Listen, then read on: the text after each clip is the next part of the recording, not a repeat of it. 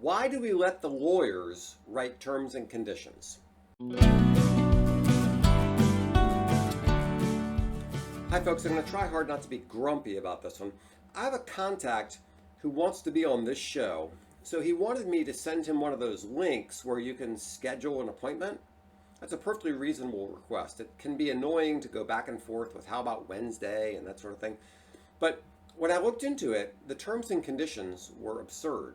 For example, Calendly said I was giving them permission to view, share, and permanently delete any of my calendars.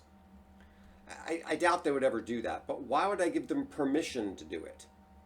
We're in a weird place where people don't even read terms and conditions. I usually don't. There are too many terms and conditions to read. It's just this one was right and obvious and in my face.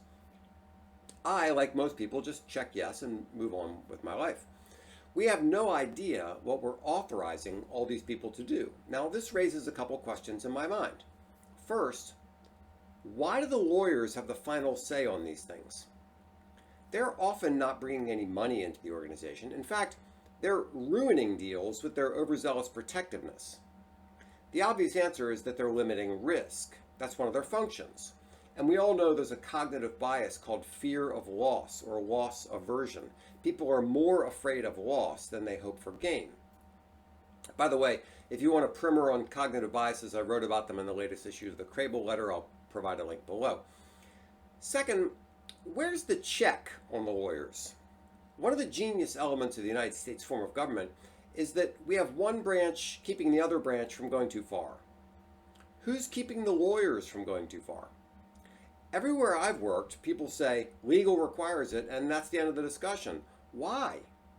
Why don't we require them to give us some odds so we can make an informed decision? For example, back when I worked on a human resources publication, the lawyers were insisting on very onerous provisions in employee handbooks. And I said, what are the chances that this will actually be a problem? The answer was slim. Sometimes it's based on one case in Wisconsin or something like that.